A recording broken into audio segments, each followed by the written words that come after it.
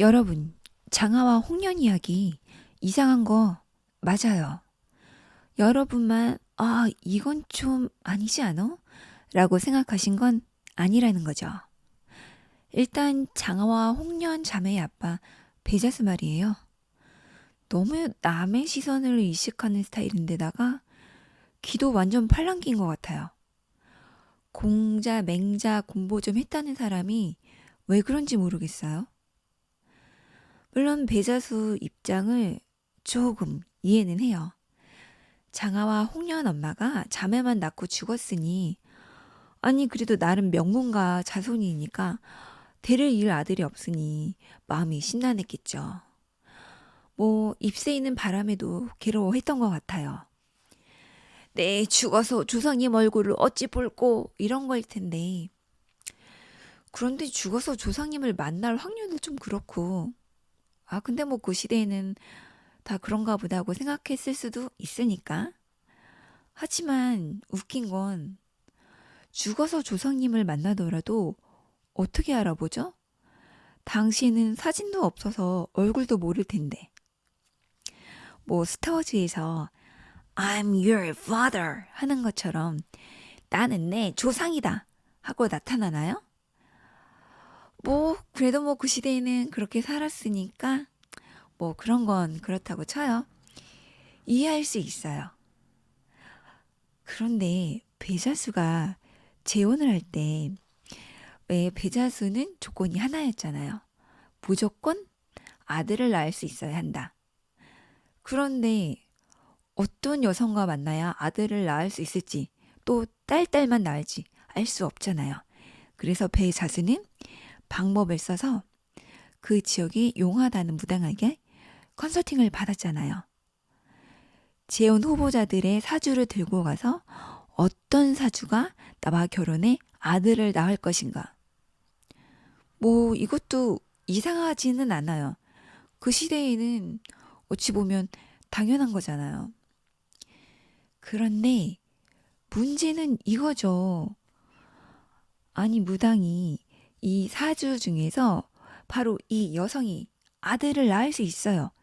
그런데다가 아들을 3명이나 낳을 수 있어요. 라고 말한 그 사주의 여성이 문제가 많았잖아요.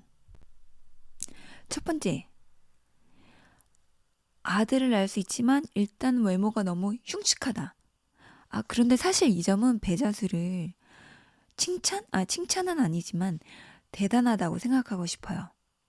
아니, 그래도 명문가니까 고운, 단아한 외모의 여성을 만날 수 있었을 텐데, 외모가 흉측해도 외모와 상관없이 결혼하겠다고 했으니까, 어떻게 보면 이거는 되게 트인 사람?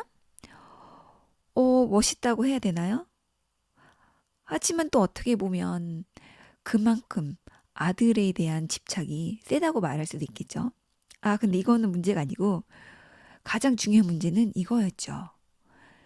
이 여성의 성품이 엄청 표독스럽고 포악하고 음흉하고 정말 외모보다 더 흉측하다. 이렇게 경고를 날렸잖아요. 그런데 다른 사람도 아니고 자신의 아이를 낳고 자신과 같이 아이를 양육할 엄마의 성품이 그렇게 포악하고 음흉하고 흉측하고 표독스럽다는데 꺼림칙하지 않나요? 괜찮아요? 뭐 외모가 흉측한 거야. 뭐 그 시대에 그 정도 직위에 되는 사람은 부인이랑 겸상을 안 했으니까 밥 먹을 때 얼굴 안 봐도 되고 괜찮다고 쳐요. 그런데 성품은 말이죠. 아이를 같이 양육해야 되는데, 아니, 아들만 낳으면 성품이 포악하든 흉측하든 상관없다는 이 사고방식은 정말이지 이해가 안 되지 않나요? 아, 물론 아이도 유모한테 맡기면 되나요? 아무튼 이 점이 너무너무 이상했지만 왜 사람이 너무나 원하는 게 있으면 그 외에 다른 것은 들리지도 또 듣고 싶지도 않으니까요. 그래요. 그렇다고 쳐요. 하지만 더 큰 문제는 장하와 홍련이 너무 이해가 안 된다는 거예요. 주인공 가지고 뭐라고 하는 거는 좀 그렇긴 하지만 아닌 건 아니잖아요. 물론 장하와 홍련이 너무나 억울하고 이 억울함을 풀고 싶은 거는 이해가 돼요. 새엄마가 와서 엄마처럼 따뜻하게 대해주나 했더니 오히려 동생들을 낳을수록 두 자매를 구박하고, 심지어 새엄마는 자신의 아들들에게 갈 재물이 장하와 홍련에게 가는 게 견딜 수 없어서 이 두 자매를 죽게 만들잖아요. 뭐 여러분도 기억나시겠지만 첫째 딸 장화는 결혼을 앞두고 큰 몫의 혼수를 해줘야 되니까 연못에 빠뜨려 죽게 하고, 슬퍼하는 홍련에게 아니 언니는 죽고 없는데 너는 이 세상에서 맛있는 꽃감 먹고 예쁜 꽃신 신으며 살고 싶니? 이렇게 마음을 자극해 홍련도 연못에 빠져 죽게 만들고, 이러니 세상 너무너무 억울하고 원통한 거 맞아요. 그리고 당연히 이 억울함을 풀고 싶은 거 누군들 안 풀고 싶겠나요? 그런데 방법이 좀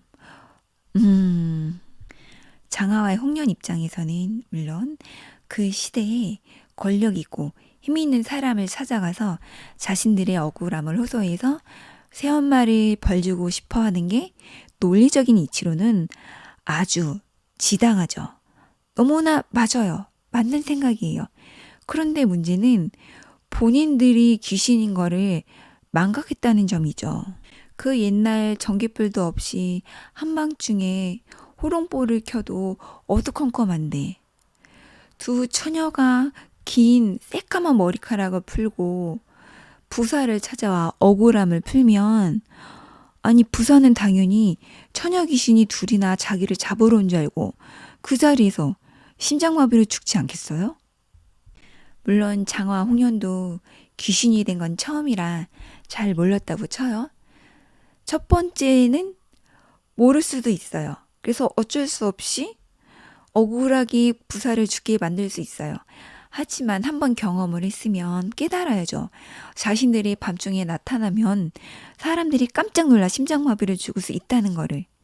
그런데 다음 부사가 부임하면 또 찾아가고, 또 그 부사가 심장마비로 죽어서 다음 부사가 부임하면 또 찾아가고, 이런 식으로 억울한 생명을 몇이나 앗아간 거예요. 아니 자신들만 억울하게 죽었으면 됐지 왜 다른 사람들까지?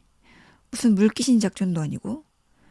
그런데다가 더 이상한 점은, 그럼 이 부사들도 억울하게 죽었으니까 바로 하늘나라로 가지 못하고 억울함을 풀러 돌아다닐 텐데, 그럼 이 장하 홍련 귀신들과 만났을까요? 이 부사들도 귀신이 되지 않았을까요? 안 됐나요? 이것도 이해가 좀, 너무 깊은 생각을 했나요? 아무튼, 그리고 장하 홍련이 오히려 자기들을 보고 사람들이 놀라 죽는 걸 알면 새엄마 사씨를 찾아가야 하는 거 아닐까요? 새엄마가 자기들 보고 어머! 하고 놀라서 죽게. 뭔가 앞뒤가 안 맞아요. 아무튼 다행인 거는 드디어 심장이 튼튼한 부사를 만나서, 또 이 부사는 장하 홍련 이야기를 잘 들어줄 줄 알고 경청할 줄 아는 사람이어서, 또 이거 좀 뭔가 이상한데? 수상히 여기고 꼼꼼하게 조사를 할 줄 아는, 일을 잘하는 사람이어서 마침내 장하와 홍련의 억울한 일을 밝혀내고 새엄마 사씨를 엄벌에 처해요. 그리고 새 아들도 뿔뿔이 집을 나가게 되죠. 그런데 여기서 또 더 이상한 점이 있어요. 새엄마 사씨는 엄벌에 처해지는데 장하 홍련 아빠 배자수는 아무 벌도 안 받아요. 방관자인데. 뭐 배자수가 저 사실은 부인한테 가스라이팅 당했어요, 이렇게 호소한 건가요? 더 이해가 안 되는 거는 그 일 이후 배자수는 또 재혼을 해서 아이를 낳게 돼요.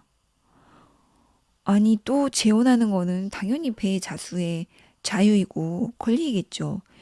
그렇지만 재혼해서 또 쌍둥이 딸을 낳고 알콩달콩 사는 게 도대체 이 동화의 교훈은 무엇인가 고민하게 만드는 지점이죠. 혹시 이런 걸까요?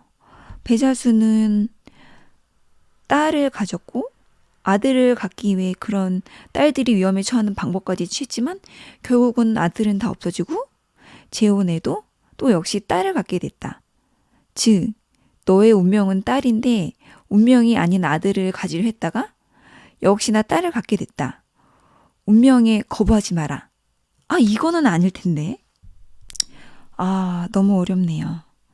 아무튼 배자수는 새로 결혼해서 낳은 이 두 쌍둥이 자매를 장하와 홍련이라 생각하고 잘 키웠다고 하죠. 진작에 장하 홍련 잘 키우지. 아, 그거군요. 사람은 자기 곁에 있는 거는 소중함을 모르다 잃고 나서야 소중함을 깨닫는다. 이게 장하 홍련의 교훈인가요? 그래서 이렇게 이상한 스토리를 반복해서 만든 걸까요? 아, 유레카. 이게 교훈이었군요.